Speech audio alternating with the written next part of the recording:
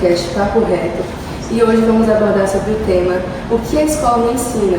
E estamos aqui com as convidadas, ilustres convidadas, Fernanda Ripon, diretora do Instituto Educarinho Prado, e a psicóloga Cássia Pires, que até foi uma ex-aluna aqui do IEP, e vamos abordar um tema mais voltado a uma visão mais pedagógica, uma visão mais emocional mesmo.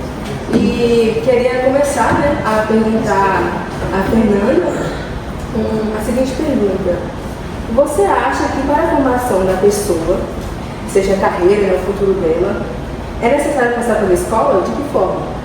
Bom dia a todos, é um prazer, viu, Maria Lívia e Emily, estar aqui mais uma vez no podcast Papo Reto, sempre bom contribuir. Então, eu penso que no mundo de hoje não tem como você seguir uma carreira, principalmente se você quer seguir uma carreira acadêmica, sem passar pelos bancos da escola. Porém, como o tema vem instigando, será que essa escola tem dado conta de preparar esse cidadão para ir lá para a vida de fato? Então, aí, daqui a pouco eu vou trazer alguns pontos que eu acho que merecem aí a nossa atenção. Mas sim, considero muito importante passar, seguir uma carreira acadêmica na escola, na educação básica. Bom, eu queria agora voltando uma pergunta direcionada à nossa maravilhosa psicóloga, que é sobre assim: você acha que os conteúdos que a escola ensina por si só, elas são capazes de ensinar-nos a lidar com as nossas vidas fora da escola?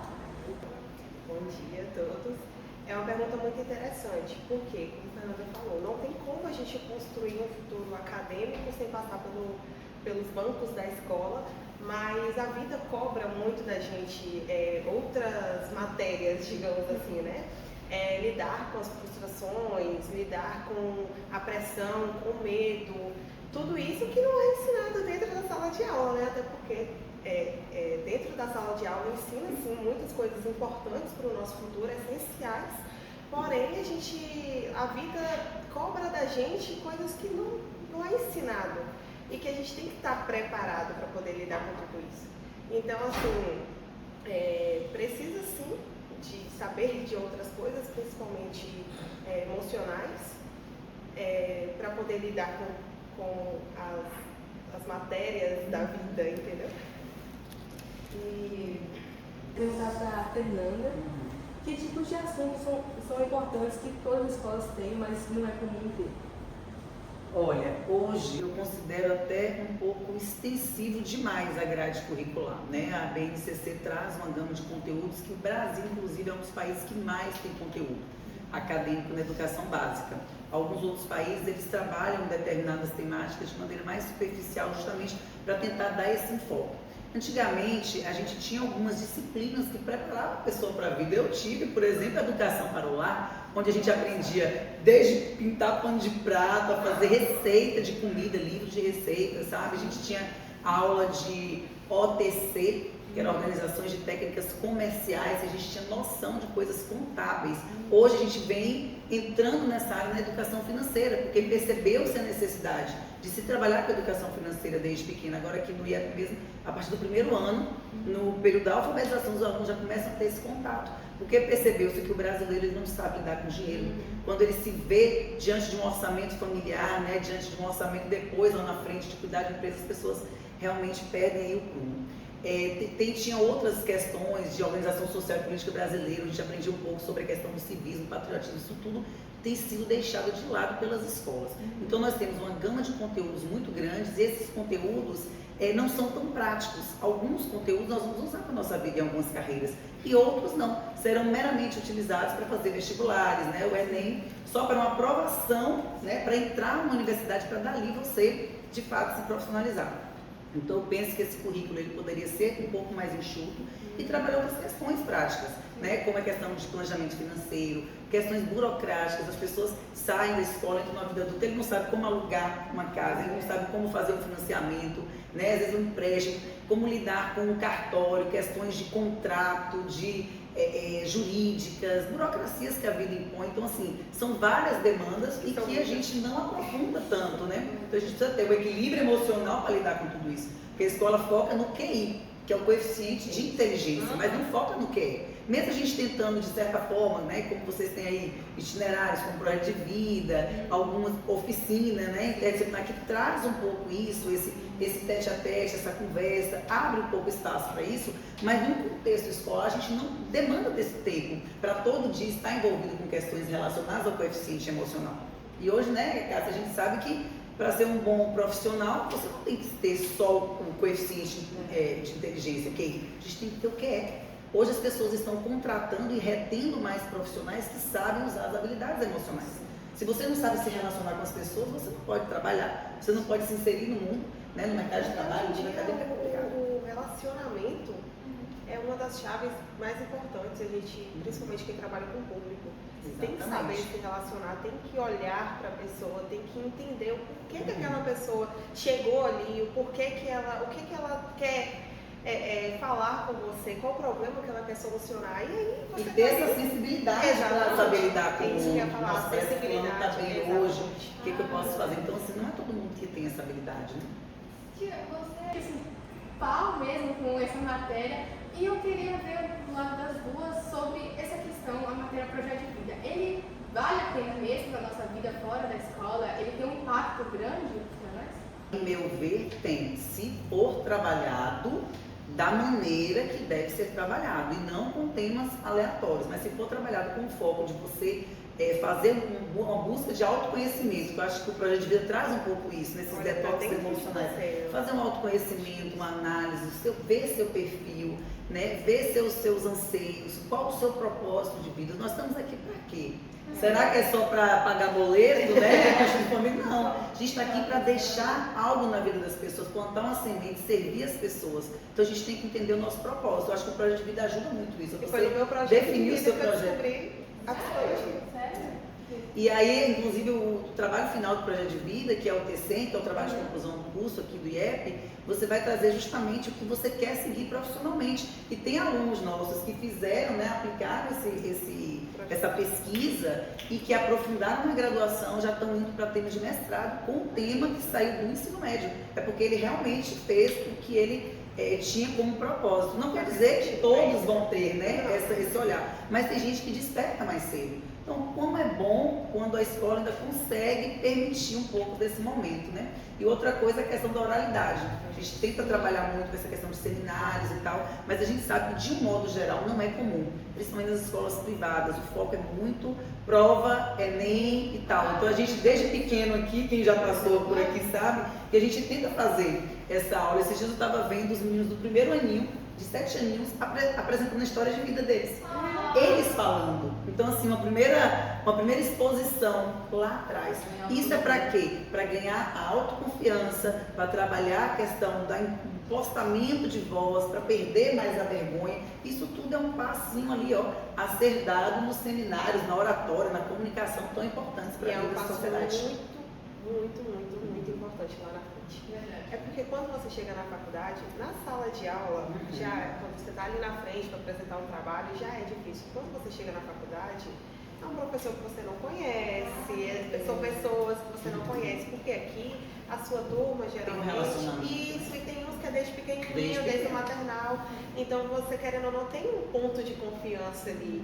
Na faculdade não, talvez tem pessoas que você nunca viu na sua vida, são tipo 30 pessoas que você nunca viu na sua vida. E é importante você sair da escola com a autoconfiança construída desde pequeno, justamente por isso. Porque você chega lá na frente, você vai ter autoridade no que você está falando, você vai ter a certeza do que você está apresentando e vai ter autoridade. Então, assim, eu acho muito válido, minha sobrinha está no primeiro ano, ela apresentou o projeto de vida, e aí eu achei muito legal a proposta, porque é desde pequenininho, vai e aí você já vai, é um rumo mesmo, é um caminho para o seu futuro. Eu acho isso muito interessante. Foi num projeto de vida que eu falei, não, é isso mesmo que eu quero para mim, é o que eu gosto, é o que eu amo, eu juntei o útil ao agradável, eu sempre fui apaixonada por criança, mas eu não sabia como que eu ia trabalhar com as crianças, de que forma, era odonto, era fisioterapia, era medicina. Você tinha um público-alvo, mas não exatamente. E foi no projeto de vida que eu tracei,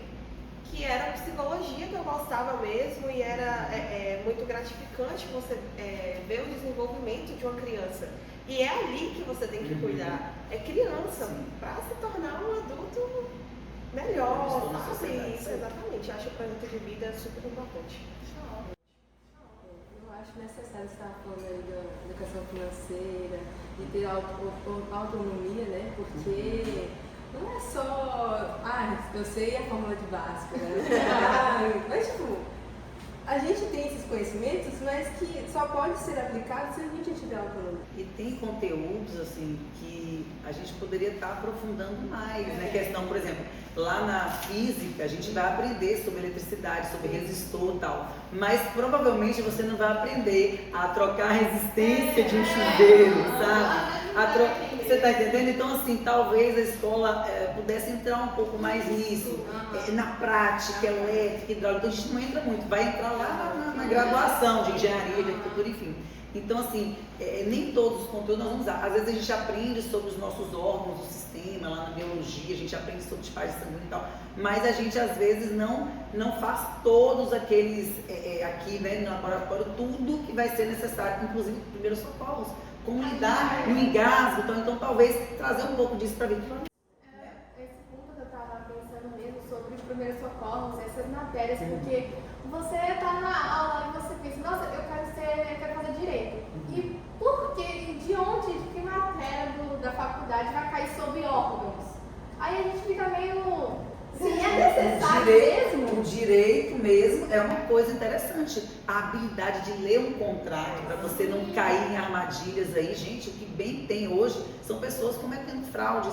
Então, essa leitura acurada de um artigo, né, de um inciso, eu acho que é interessante esse conhecimento jurídico. A escola não tem como aprofundar isso tudo, né? Então, assim, também dentro da biologia não consegue, né, abarcar todos esses conhecimentos, mas assim, são coisas importantes. Você quer ver uma coisa, às vezes na matemática financeira você vai aprender juros simples, juros compostos, mas na sua vida você não sabe, por exemplo, fazer um investimento, você não sabe qual o melhor investimento a ser feito, se é uma renda fixa, se é uma renda variável, se é um LCA, se é um CDB, se você vai aplicar, vai investir em bolsa, por exemplo, você não sabe lidar, você tem que ter noção de geopolítica, você tem que ter noção do mercado, você tem que saber ler o cenário econômico para ver o que eu vou investir agora, vai compensar, não vai me dar uma rentabilidade, então esses detalhes aí, você tem que ir adquirindo essa experiência. E outra coisa importante, gente, a questão de impostos.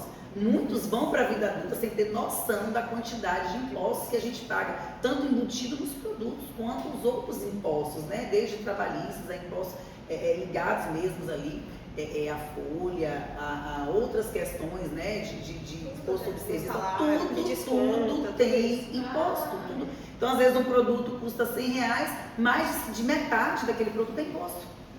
Né? Então, assim, não é fácil. E às vezes na vida adulta que você vai descobrir essa bomba, falando, meu Deus, o que eu tenho que fazer, né? Fazer uma compra na Shein, por quê? Fui ver comprar um produto, era baratinho, quando eu fui ver no valor final, um preço absurdo. O dobro, o triplo, eu fico, gente, saiu o dobro do preço, eu não vou comprar esse produto. E aí a gente olha e às vezes fica sem entender, né?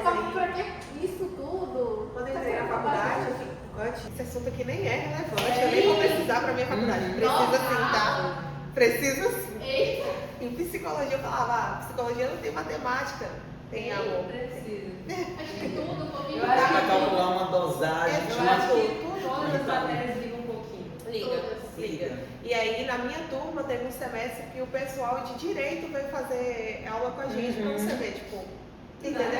A gente acha que não faz Dentro sentido, mas... da pedagogia, a gente estuda a psicologia, a gente já faz desenvolvimento infantil, Eu falo que no fim, Piaget, tudo se Vygotsky, interliga. No fim, tudo faz sentido. Resumindo, a gente tem que estudar. É. E outra, é o resto da vida estudando. Parar de dominar. Vocês estão pensando que é só aqui que estuda, isso aqui é só a ponta do iceberg, tá? Isso E o povo aqui, minha ainda- filha, Você é quer só só o o início. começo, E o povo ainda fala que é difícil. Ainda dá Nossa, certo. a questão da faculdade é você... Porque no ensino médio é várias matérias, né? E aí, adolescente, não gosta de estudar, não gosta disso. Tem outras demandas para dar É. conta. Mas na faculdade, a gente, o nosso olhar muda, pelo menos o que foi que aconteceu comigo, é porque você está estudando algo que você gosta. E aí E aquilo que vai definir seu futuro, então você e tem que dar é conta. atrativo, pra mim era atrativo, porque eu ficava pensando, nossa, uma abordagem que eu vou conseguir fazer com a criança. E quando você está na prática, por exemplo, nos estágios, você vê que tudo aquilo ali que você estudou e que você deu importância fez sentido, que você conseguiu, que uma criança que era extremamente agitada está mais calma, que a criança que não conseguia ler, não conseguia escrever, está lendo, está escrevendo. Então, assim, quando passa a fazer sentido, você fala, poxa, compensou tudo. Exatamente, mas é gostoso, a faculdade eu achei, né? Porque você tá ali em algo que você gosta, é algo pro seu futuro, é legal. Legal? Eu gostei. Eu gostei tanto que eu fiz duas. E várias coisas, né? Eu já tô aí estudar bem. nas minhas... Tem jeito não.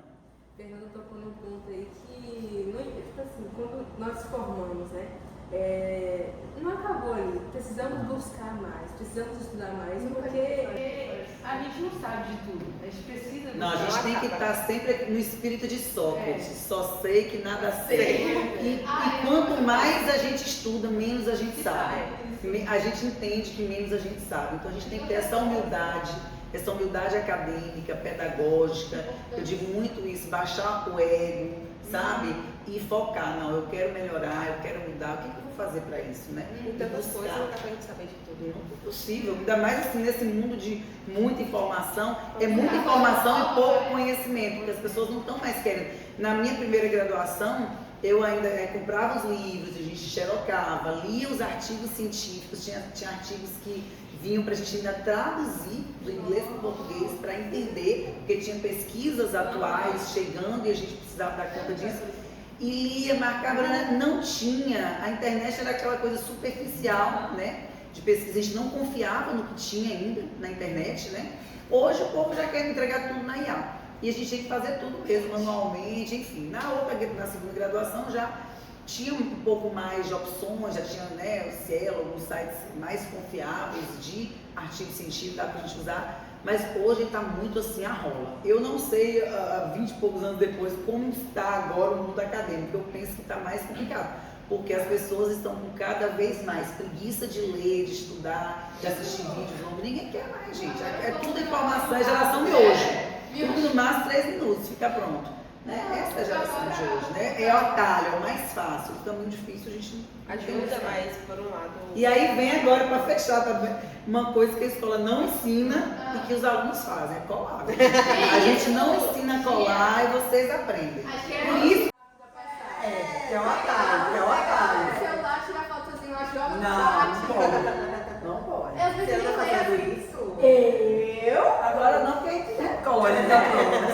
eu nunca fiz não sabem essas pessoas que colam que isso vai agregar na vida deles, sim.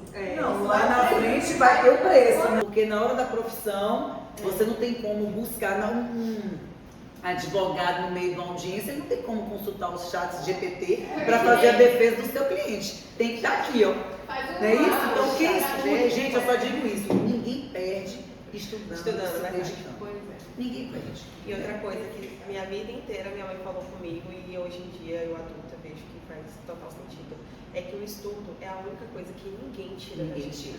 Ninguém tira da gente. Exatamente. O seu conhecimento, ninguém pode tirar o seu conhecimento de você. O estudo é a única coisa que ninguém vai tirar de você. Você pode ter uma casa, pode tirar a casa de você, pode tirar só uma bicicleta, um automóvel, bem, né? Mas o seu conhecimento que está aqui dentro, que você aprendeu, que você estudou, que você sabe, ninguém tira de você. Exatamente. Eu queria também fazer uma outra pergunta, que é o que agora você se tornou? Isso aí teve uma grande influência na escola, né? Sim. Porque agora você pensa, será que se isso abordasse na escola iria fazer diferença agora na sua vida? Alguma matéria, alguma outra coisa? Você pensa assim, era necessário que a escola abordar isso, Eu mas não não abordou. sei se hoje em dia tem essa questão de falar das emoções, é porque antes tinha menos. Hoje já abre mais. Hoje tinha menos e eu sentia falta disso, eu sentia falta de um profissional, um psicólogo dentro da escola e que a gente pudesse. Não estou. Não, mas Era gostando. Mas eu senti falta principalmente no meu ensino médio, porque a cabeça do adolescente é diferente da cabeça do adulto, né? E a gente se questiona muito na adolescência, porque a gente tem que decidir o que a gente quer para o nosso futuro, entendeu? E aí a gente automaticamente se culpa, tem a questão das frustrações, e aí no meu ensino médio eu senti falta disso. Eu não fiz meu ensino médio aqui, mas na escola que eu estudei, na escola que eu estudei eu sentia falta disso. E lá tinha a pressão de já decidiu, já sabe o que você quer, vamos, o tempo tá passando, o Enem tá aí. E aí eu ficava, meu Deus, tá, e aí, o que eu quero mesmo? E foi traçando um projeto de vida, que no nono ano eu já fazia aqui, que eu decidi. Mas assim, eu senti falta de uma matéria que cuidasse mais das nossas emoções, principalmente no ensino médio. Com esse novo ensino médio, na verdade, abriu mais esse espaço. Hoje em dia eu vejo que tem isso. mais, hoje em dia eu vejo. Antes não tinha. Esses itinerários formativos, eles entraram oficialmente em 2021, se não me engano. 2020. A nossa turma, que formou em 2022, foi a turma piloto, na verdade, das unidades do Objetivo no Brasil, foi uma das turmas piloto escolhida. Por quê? Porque eu já tinha uma carga horária ampliada no ensino médio, né? Antes todos trabalhavam só, por exemplo, só pela manhã ou só pela tarde. Então, desde que comecei a ter o ensino médio aqui em 2013, a gente já começou a ter pelo menos 2 vezes aula à tarde, 2 ou 3 vezes. A turma de 2015 chegou a ter 3 aulas à tarde. A primeira turma que formou em 2015, né? Que fez 10 anos agora de formados.